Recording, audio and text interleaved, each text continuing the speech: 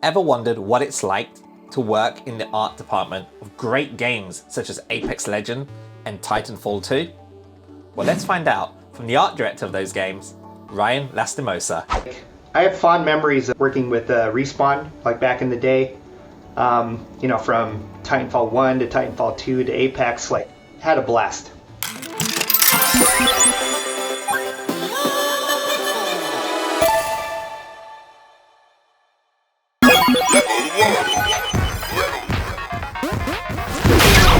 What is your favorite retro game of all time?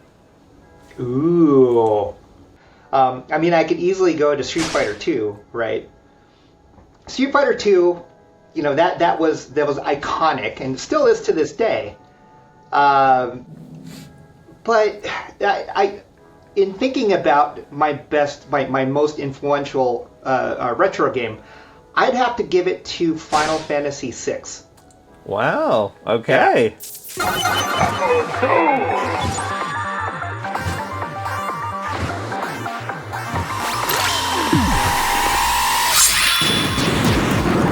Number two, we're going to go deep now into your career. So you've had a pretty good career over the years, right? You've worked on Apex Legends, Titanfall, Call of Duty. What was that like being an art director on projects like that?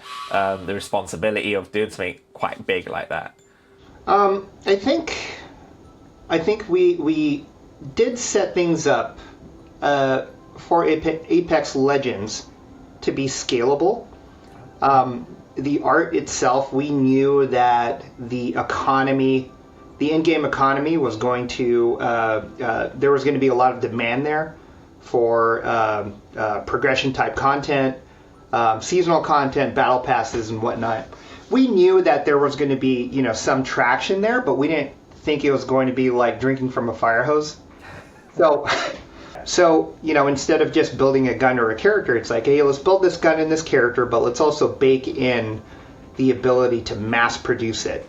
If we were going to hand this off internally within EA or hand it off to outsourcing and external development studios, it's like, okay, this is the blueprint of the thing that we're going to create. And if we need to send this out to create 10, 20, 100 more of these, then let's look at it from a lens of that standpoint.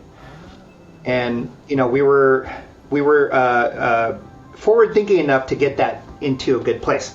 The interesting thing for me as a 3D art director was to find a unique style that was still Titanfall, but also something that took us into a new direction. So myself and the other art directors on the team, we moved more towards a stylized realism art style that still was able to pull from the Titanfall universe. We still had the slick mechanics, the slick weapons, and the machinery and the hard surface stuff. But then the characters, we pushed a little bit further into the stylized realm.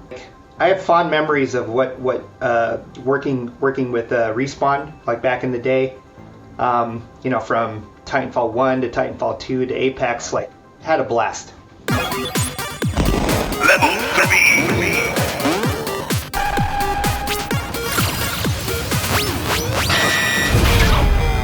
What tools do you use on a daily basis? What is your everyday tool you use? Speaking of creative tools, Beyond the Pixels has teamed up with Blackmagic Design for this season's podcast, where they've given us free DaVinci Resolve Studio licenses to give away to lucky viewers of this podcast completely free. Now here's how you can enter to win one of those studio licenses. And seriously, it takes less than 30 seconds. Firstly, like this video. Second, subscribe to this channel. Lastly, leave a comment on this episode as well as other episodes from this season. Just share your favourite moment, insight or guest story that resonated with you. Now the more episodes you engage with, the better your chances. And trust me, there's some epic stuff coming. So what are you waiting? Right now are pretty much Photoshop and Maya. But that's all for ideation, right? The majority of my stuff is ideation, and then I'll set up the framework to get someone who is a very specialized concept artist or a 3D artist to go through and build out the thing that we've proven out through the ideation process. How do you personally balance between work and life, personally? That's a good question, because that is a question that everybody from the dawn of time will ask themselves at any given point in time. It's either, oh, I just go hard into life, or I go hard into work. It's like work-life balance is what feels good, right? Right. But ultimately, how I measure that lifestyle, my lifestyle, is I go by 3 core values. And my 3 core values are to, number 1, create, number 2, give back, and number 3, seek adventure. So, in particular, number 1 with create, yeah, I'm an artist, but for the last decade or so, I've been in leadership. So a lot of my art I haven't been focusing on and as an individual contributor, right? Because I just don't have the time to. Right. So that's why instead of it being create art, it turned into just simply create, right? And that came down to creating, a healthy company culture, a healthy team culture, create the canvas that is, what a game will be, create a path for people to succeed. And that is like an evolution of just creating art, right? Giving back is a big one for me, because I think giving back is like you're giving back to the world, right? You're giving back to the community, you're giving back to the game industry, but also it means that you're also learning, right? So giving back to me is have a mentor, be a mentor. All right, bonus level. This is a fun one, right? So if you were told this is your last day on Earth, you have one meal you can have. It can be any meal. What would that one meal be? That's a tough one, man. I mean, I could be cheeky and say I would love a world omakase. What? I know, right? Like, let me get a bite of every single thing the world has to offer. Okay. If it were just one meal, I would have to go straight up with chicken adobo. Okay. Okay. Yeah, if it's the last meal I'm ever going to have, it's like I might as well, have the meal of my people because it's delicious.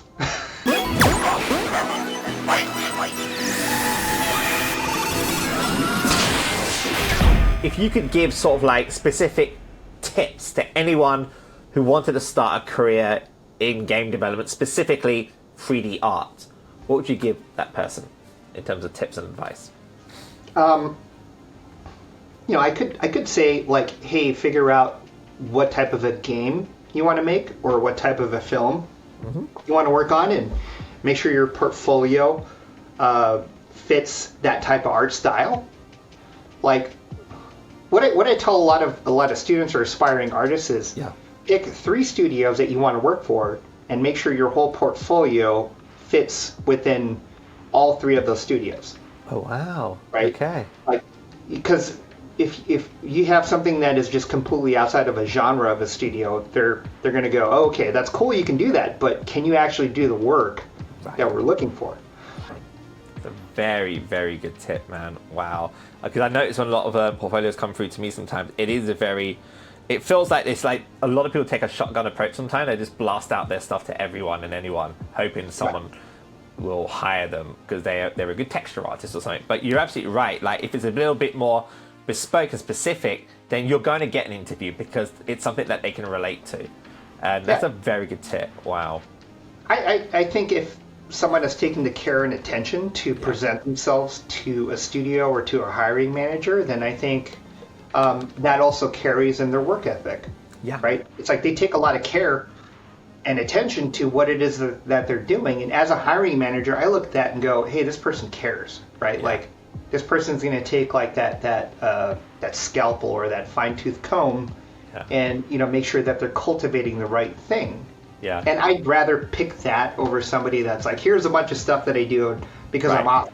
Right. Yeah. And those people are great sometimes too, but I want the person that is very mindful in presenting something and doing the work, right? Because when I interview people, I want to interview them for their problem-solving process, critical thinking, and essentially culture fit. Right? Can I work with this person? Yeah. And usually, if somebody cultivates a type of like connection, that way, I can look at it and say, oh yeah, they really care about the message that they're trying to convey. Wow. I mean, that's a fantastic tip. Wow. That's definitely a good one. I mean, you made it, dude. You made it through. You made it through the game. Ta-da! Game over.